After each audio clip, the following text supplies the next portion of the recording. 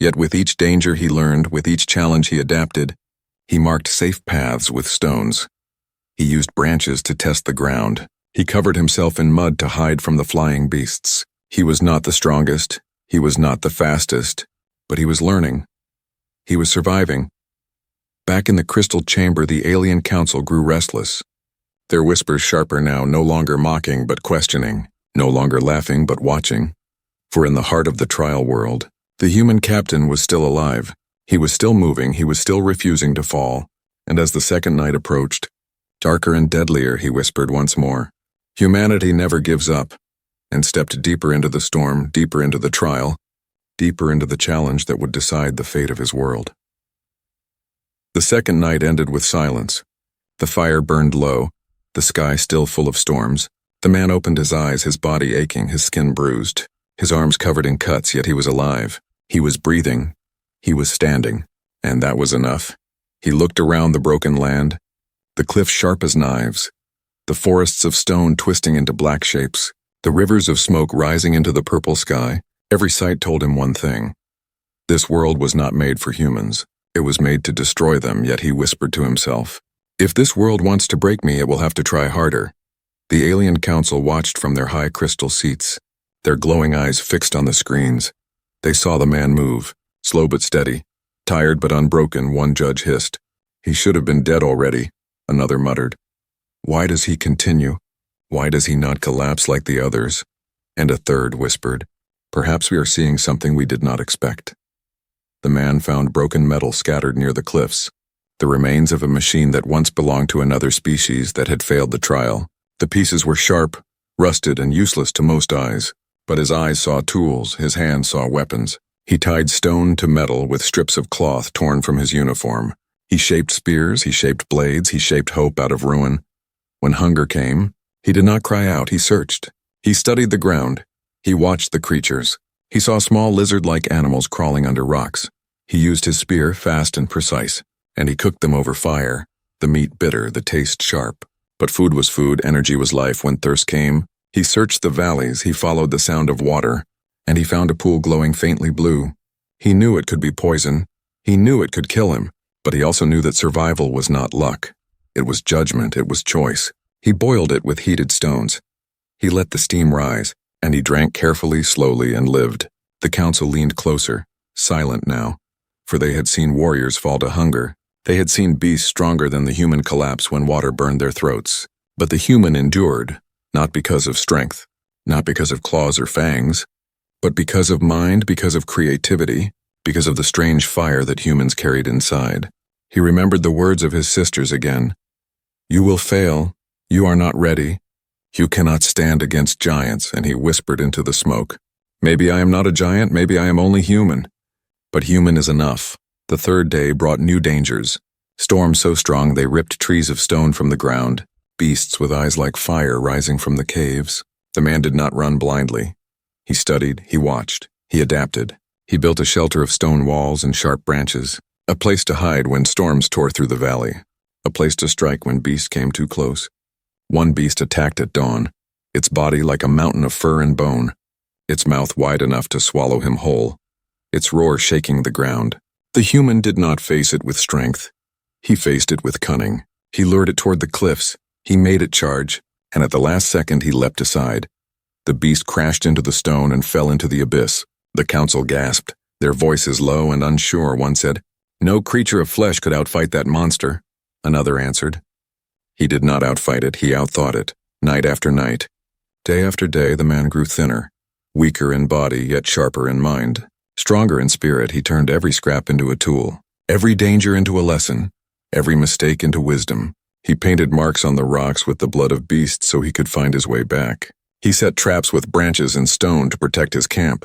He used the storm winds to spread the fire so he could keep warm through the endless nights. In the chamber far away, one council member finally spoke with respect. "This is what makes them dangerous. This is what makes them endure. They cannot be crushed by one blow. They cannot be destroyed by one night. They rise again and again. They turn weakness into strength. They turn failure into survival." The man sat by his fire, his face lit by the flames, his eyes tired but steady, his lips whispering again and again, "Never give up. Never give up, he thought of his sisters. He thought of the day they told him he would fail, and he smiled. Not in anger, not in pride, but in promise. One day you will see. One day you will understand, the trial world roared around him. Storms still raging, monsters still hunting, shadows still whispering, but the human remained. His body hurt, his spirit unbroken, his mind sharper than ever. And as he stared into the fire, he said, "This world can break my bones, it can take my blood, but it will never take my will." And the council, who had once laughed, now watched in silence, for they had seen something they had not expected. They had seen the true strength of humanity, not in weapons, not in power, but in the will to endure, in the mind to adapt. In the fire that never dies, the days turned into weeks.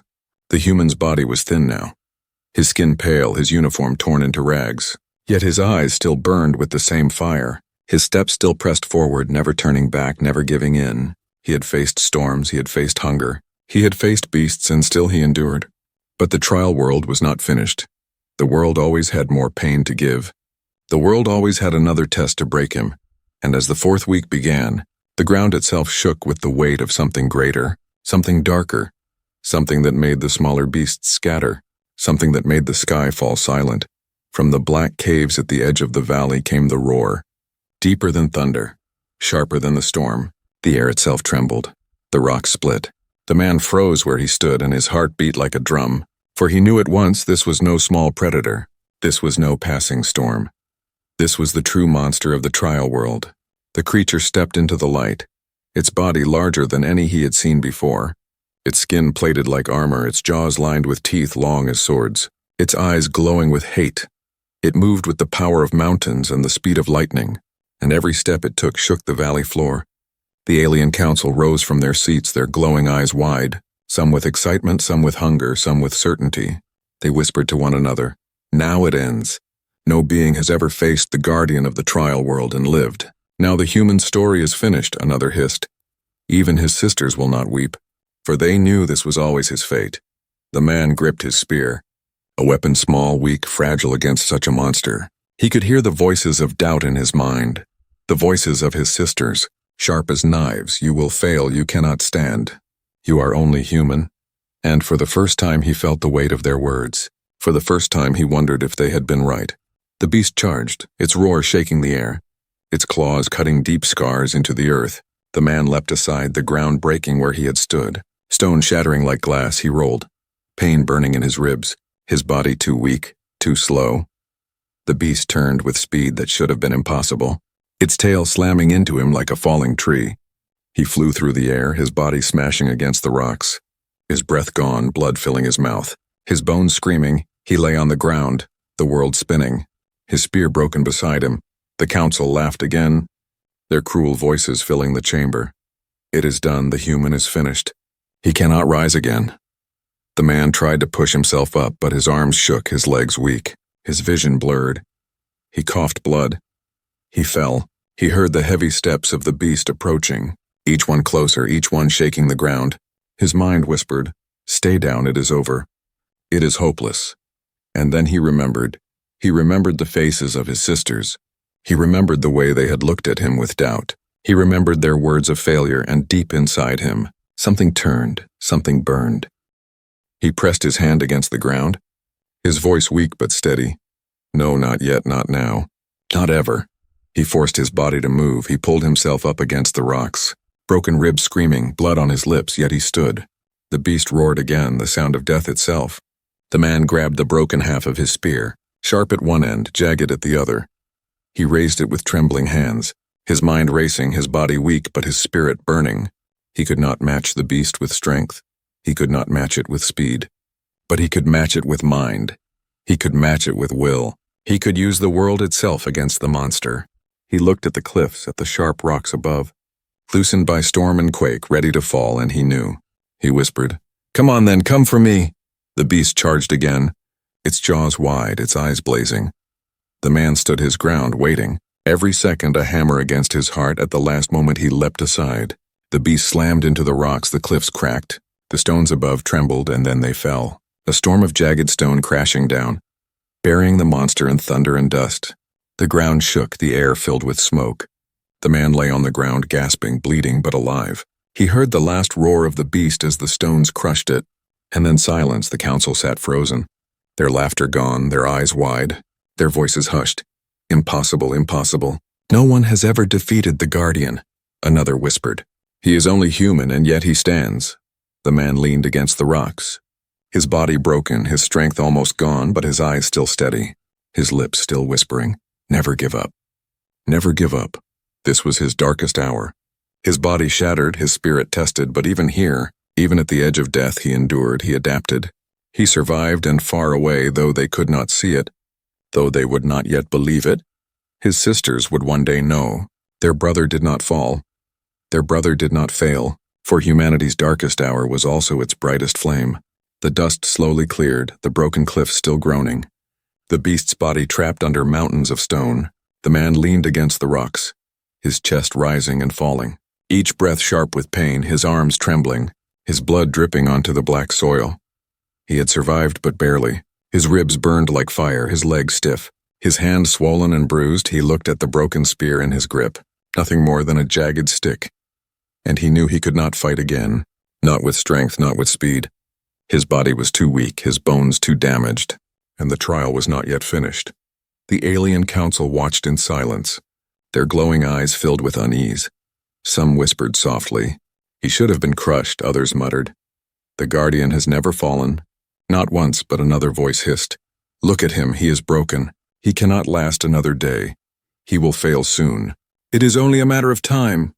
The man closed his eyes, and the voices of his sisters filled his mind once more, their doubt sharp as knives. "You will never last, you are dreaming. You will fail." He felt their words heavy on his chest, heavier than the stones that had crushed the beast, for they came not from enemies, but from family, from blood, from love that had no faith. For the first time he felt his spirit falter. The trial world seemed too big, too cruel, too endless. The storm above roared louder. The shadows around him whispered closer. He thought, "Maybe they were right. Maybe I was foolish to stand here. Maybe I cannot win." He sank to the ground, his broken spear clattering beside him, the fire in his eyes dimming. His breath shallow, he stared at the storm, and he almost gave in. But then, from the silence of his memory, another voice rose, not of his sisters, not of the council, but of the earth itself, of every story he had learned as a child, stories of humans who had faced impossible odds, humans who had stood against nature, against beasts, against war, and still endured. He remembered the old saying whispered by his people, "Fall 7 times, rise 8. He opened his eyes again, his body weak, but his spirit alive, his voice hoarse but steady. "I will not let their doubt be my truth. I will not let the galaxy laugh at humanity, not today, not tomorrow, not ever." He forced himself to stand, his legs shaking, his hands pressed to the rocks for balance, his ribs screaming with pain. But he stood, and standing was enough. The council leaned forward, their voices uneasy. "He rises again. Why? Why does he not fall? Why does he not surrender?" One muttered, "It is madness," but another whispered, "No, it is something else. It is the will of his kind." The man looked around the shattered valley, the cliffs broken, the stones sharp, the shadows still moving, and he knew he could not win with strength. His body was nearly gone, but he still had his mind. He still had his will, and he would use them. He would turn the world itself into his weapon. He began to gather broken wood, sharp stone, twisted metal from the ruins of old machines. He tied them with strips of cloth. He set traps in the ground, pits covered with leaves, stones balanced to fall, spears set to strike when pulled. He moved slowly, painfully, every step a struggle, but he did not stop. The trial world sent more creatures, smaller than the Guardian but deadly. Jaws snapping, claws tearing, he could not face them head on, so he lured them. He baited them. He made them chase him into his traps, and one by one they fell, crushed, pierced, broken, not by his strength but by his cunning, by his patience, by his refusal to quit. The council could no longer laugh. They watched in silence, some with fear, some with respect. One whispered, "This is the danger of humanity. Not their bodies, not their weapons, but their mind, their fire, their will." Another hissed, "He should have died." But he turns every failure into survival, every weakness into strength. The man sat by his fire that night, his body aching, his blood still dripping, but his spirit burning brighter than ever. He whispered into the flames, "You thought I would break. You thought I would fail, but I will show you. I will show you what it means to be human." He looked at the stars hidden behind the storm, and though he could not see his sisters, he spoke to them as if they were there. You thought I could not stand, you thought I could not last. But I will stand until my last breath. I will last until the world itself gives up. And when I walk out of here, you will know humanity never gives up. The storm roared above. The shadows moved closer. The world still tried to break him. But the turning point had come. His body might fail, but his will would not. His bones might break, but his mind would not. And in that fire of spirit, in that endless refusal to surrender, the galaxy saw something new, something it had never seen before. The man was no longer just a human in a trial. He was the voice of humanity itself, standing against the storm, standing against doubt, standing against the laughter of the stars. And from that moment, the trial was no longer about survival. It was about proof. Proof that humanity, small and fragile, could endure where giants fell. Proof that humanity's true power was not in muscle or claw, but in the fire that never dies. The storm had raged for many nights. The man's body was worn thin, his face hollow, his arms scarred, but his eyes were still alive, sharp and burning. He walked through the trial world like a shadow that refused to fall, his steps slow but steady, his breath ragged but unbroken. The alien council had stopped laughing. They no longer spoke with mockery. They spoke with whispers, their voices low, filled with unease. Why does he not fall? Why does he not die? The trial has claimed beasts greater than him, minds sharper than his. Yet he still stands, another muttered. It is not possible. Something inside him burns where it should not. The man found himself at the edge of a vast canyon, deeper than sight, darker than night. Across the gap rose towers of stone, jagged and cruel, and within those towers burned strange lights, pulsing, beating, alive. He knew this was no accident. This was the heart of the trial. This was where the test would end, or he would. His body trembled as he stepped forward. The bridge across the canyon was broken. Only fragments of stone remained. Sharp and unstable, the storm winds howled. Threatening to throw him into the abyss, he looked down and saw nothing but endless dark. He looked ahead and saw the pulsing lights waiting. He remembered the words of his sisters again, the sharp edge of their doubt. You will never finish. You will fall before the end. And for a moment his heart sank, but then he clenched his fist, his voice steady. If the abyss waits for me, let it wait forever. I will not fall today. Step by step he crossed, the stone crumbling beneath him, the wind tearing at his body, his hands bleeding as he gripped jagged rock. But he kept moving, never stopping, never giving in. The council leaned closer, their glowing eyes wide. The silence in the chamber heavy, one whispered. He should not be alive, another answered. He should not have come this far. When he reached the other side, his body was broken, his breath weak. But his eyes lifted to the towers of stone, and in that moment, the lights inside the towers began to shift. They formed shapes, faces, voices rising like thunder. The trial world itself spoke. The voice deep, layered, endless. Why do you endure? Why do you stand when stronger have fallen? Why do you burn when the storm should have drowned you? The man raised his head, his voice hoarse, his body shaking. But his words clear. Because I am human. Because we are not the strongest. We are not the fastest, we are not the oldest. But we endure, we adapt, we rise again and again. No matter how many times we are broken. No matter how many times we fall. We never give up. The towers of stone trembled, the lights flared, the canyon roared, and even the storm above paused as if listening. The alien council sat frozen, their crystal hall filled with silence, their glowing eyes staring at the screens. They had seen beasts fall. They had seen warriors crushed. They had seen thinkers collapse under the weight of the trial. But never had they seen this. Never had they seen a fragile human stand before the storm and declare defiance. The man stepped forward again, his broken spear in hand. His voice louder, his spirit brighter. You wanted to see if humanity deserved a place among the stars. You wanted to laugh at us. You wanted to prove we are weak. But here I stand and I tell you, weakness is not the end. Weakness is only the beginning. It is in our weakness that we find strength. It is in our failure that we find endurance. It is in our struggle that we find greatness. The lights in the tower shifted again. No longer cruel, no longer burning, but glowing soft, almost in respect. The trial world seemed to bow. The endless storm began to fade. The wind slowed. The dark clouds lifted, and for the first time, light from the stars above broke through. The council gasped, some rising to their feet, their voices sharp with disbelief. The world accepts him. The world has never accepted another, not once in all of history. Another whispered. The human is past. The man stood in the light of the stars, his body still broken, his face scarred, but his spirit unshaken, his fire alive. He looked to the sky and whispered, "This is not for me, this is for all of us.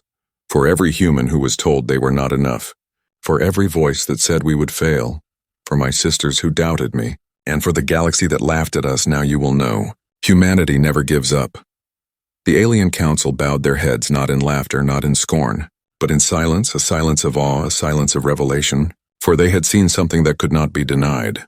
The revelation was clear. Humanity was not great because of strength, not because of weapons, not because of long history, but because of the fire that refused to die, because of the will that refused to break, because of the spirit that endured where all others failed. And in that moment, the fate of humanity shifted. The stars that had once laughed now listened. The galaxy that had once doubted now watched. And the council that had once mocked now bowed. The man stood alone, but in him stood all of humanity, and the universe would never see humans the same way again. The trial world was quiet now, the storm gone, the skies clear, the ground no longer trembling with hate. The great beast was silent under stone. The rivers of smoke had faded, and for the first time since he entered, the man stood beneath the true light of the stars. He was thin, his body broken, his face scarred, but his spirit stood taller than any mountain, his fire brighter than any storm. And as he looked to the endless sky, he knew the trial was over. The alien council stared at their crystal screens in silence, their voices hushed, their glowing eyes wide. They had expected to see a broken body, a man crushed, a failure to laugh at, but instead they saw him still standing, still breathing, still unbound. One council judge whispered, "It cannot be. No race has survived the trial world." Another answered, "He did not survive. He conquered it, not with power, not with force, but with will." And a third voice, softer than the rest, said, "This is what humanity is. This is what makes them dangerous. This is what makes them great." The man took a step forward, his legs trembling, his breath sharp with pain, but his voice steady. "You wanted proof? You wanted to see if humanity deserved the stars. Here I am, broken but unyielding, scarred but unafraid. I did not come here to show you strength. I came to show you the one truth you cannot deny. Humanity never gives up." The words echoed through the chamber of the council, bouncing off crystal walls, filling the air. The silence that followed was heavier than thunder. The judges looked at one another, some with shame, some with awe, for they remembered how they had laughed, how they had mocked, how they had doubted, and now they could not, now they would not. At last the eldest of the council rose, his eyes dim but clear, his voice deep and steady. "The trial has spoken. The world itself has bowed to you. No one can deny what we have seen. Humanity will have its place among the stars." The hall erupted with voices, some angry, some afraid, but none able to deny the truth was clear. Humanity had passed. Far away, his sisters watched through the screens, their faces pale, their eyes wide, for they had doubted, they had laughed, they had told him he would fail, and now they saw him bloodied but unbroken, weary but triumphant, and in their hearts something changed. Pride rising where doubt had lived, respect burning where mockery once stood. The man smiled faintly, not in arrogance, not in victory, but in quiet promise. He whispered to himself, I told you I would stand. I told you humanity never gives up." The alien council bowed their heads. For the first time to a human, for the first time to a species they had thought small and fragile, they bowed because they understood. The galaxy would have to change, the galaxy would have to listen.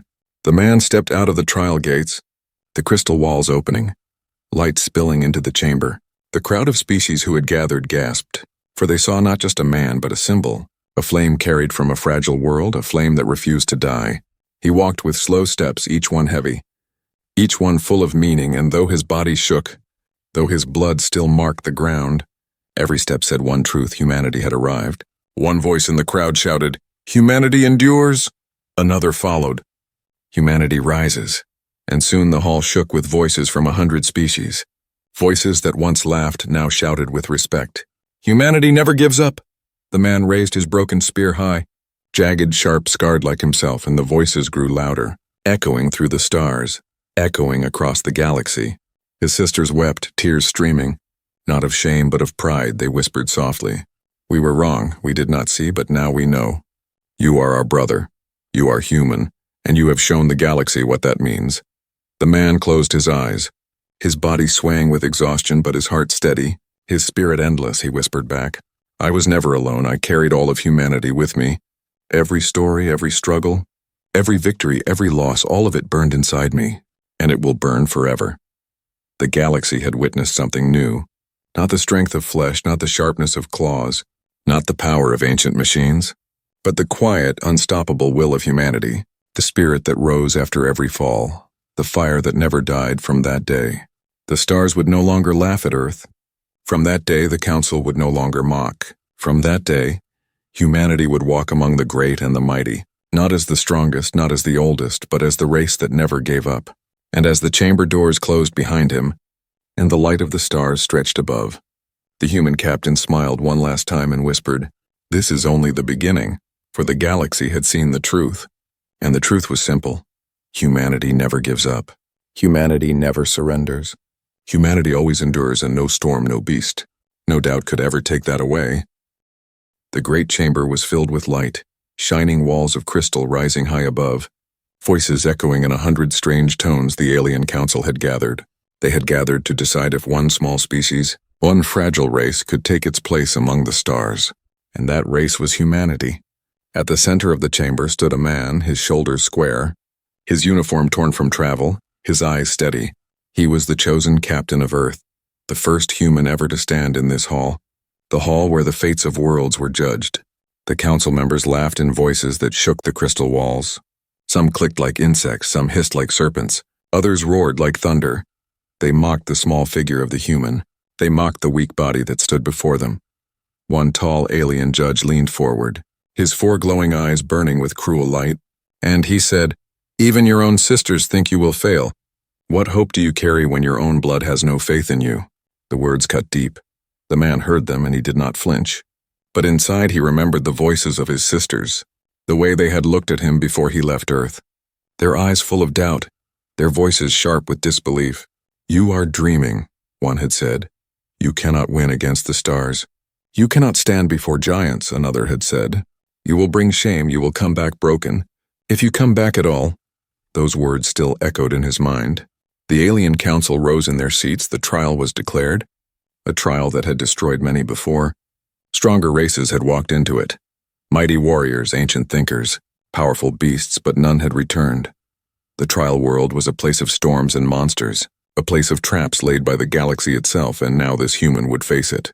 The sisters were not present in the chamber, but he could almost see their faces in the crowd of alien eyes, the sneers, the smirks, the pity, and he could almost hear them whisper again. "He will not return." The man stood straight, his heart beating steady, his voice clear. "I am human. We have been tested before. We have been broken before. But we always rise, we always endure. I will not give up."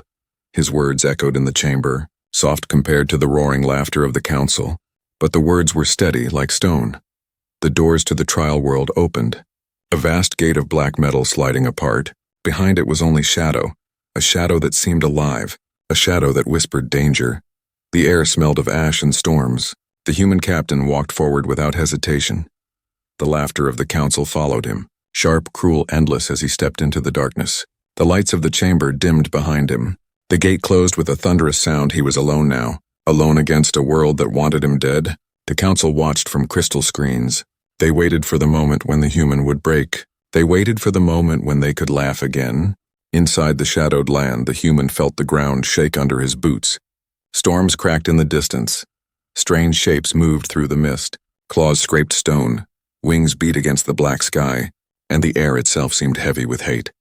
The man took a deep breath, his ribs tight, his body small. But his spirit burning, he thought of his sisters. He thought of their words. Their doubts, he felt the pain, but the pain was fuel. "I will show them," he whispered. "I will show them all." The alien council leaned forward on their high seats, some sneering, some smiling, all expecting the end. For them this was entertainment. For them this was proof that humans were weak, that humans were only noise in a vast and endless galaxy. But the man who walked the black soil of the trial world was not there to entertain. He was there to endure. The storms grew louder, the mist thicker. Lightning split the sky. A beast's roar shook the valley. The human walked on, step after step, his heart steady, His breath hard but unbroken, his eyes sharp. He was a man against a world. He was a human against a galaxy. And still he moved forward, back in the chamber. Silence began to replace laughter. The council watched. The sisters' words were still true in their minds, but the man kept moving. He did not fall. He did not cry out. He did not run. And as he walked deeper into the trial, into the darkness, into the storm, the universe seemed to whisper. The universe seemed to ask, can humanity survive? Can humanity prove its worth? Can humanity never give up? The answer was not yet clear, but one thing was certain. The story of this man, the story of this trial, was only beginning, and the fate of humanity, the fate of every human who dreamed of the stars, now rested on his shoulders, and he would not let go. The trial world spread before him like a nightmare given life. Black mountains rose like jagged teeth. Rivers of smoke twisted across the sky. The ground was broken and sharp, and every shadow seemed to hold eyes, hungry eyes that watched him. The air was thick, heavy, filled with the scent of metal and ash. This was no place for life, yet it lived, it breathed. It waited for him to stumble. The human captain tightened the straps of his suit. It was torn and worn, but still holding.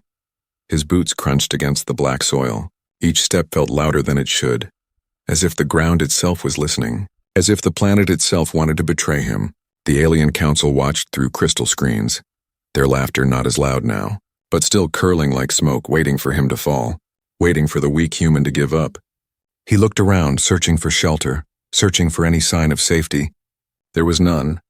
Only cliffs that rose too steep, only forests of stone that twisted like claws. Storms crackled in the sky, purple lightning ripping holes in the darkness. He whispered to himself, "Find a place, hold on. Survive the first night." In the chamber far away, the council members spoke to one another, their words sharp and cruel. He will not last one night. His sisters knew the truth. Humans are fragile. Humans break easily.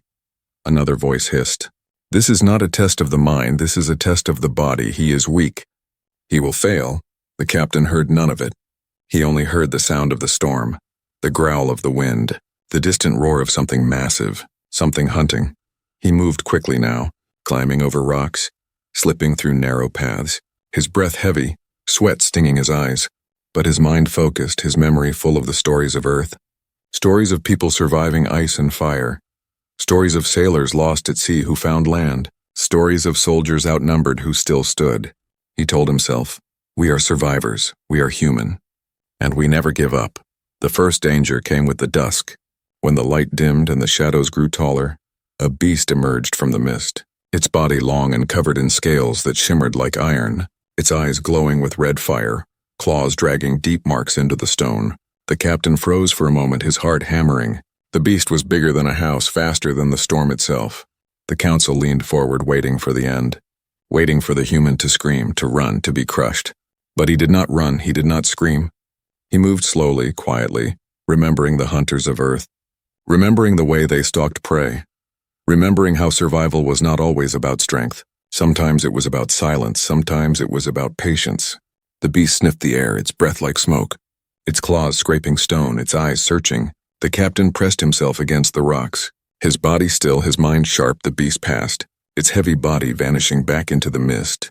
He breathed again, his chest tight, his hands shaking, but he had lived. He had made it through the first hunt. The night fell, darker than anything he had known, the stars hidden behind storms, the ground glowing faintly with strange blue light, the air colder, sharper, the sounds of creatures echoing in every direction. He gathered broken branches of strange black wood. He scraped stones together until sparks flew, his hands blistered, his arms aching.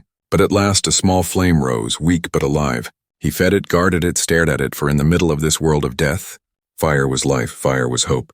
The council watched. Their laughter fading, one whispered, "He found fire, how? How does such a simple race remember the oldest secrets of survival?" Another muttered, "He should have died by now." The human captain sat beside the fire, his eyes red, his body tired, but his spirit awake. He thought of his sisters again. He thought of their voices saying, "You will not last one night." And he looked at the fire and whispered, "I have lasted one night, I will last more." The dawn came with storm and thunder, the ground shaking, the sky tearing open, and the challenge grew harder. Rivers of molten rock cut through the land. Flying creatures with wings of bone circled above, hunting for prey. Traps in the ground snapped shut like jaws. He moved carefully, step after step, every choice a gamble, every breath a fight.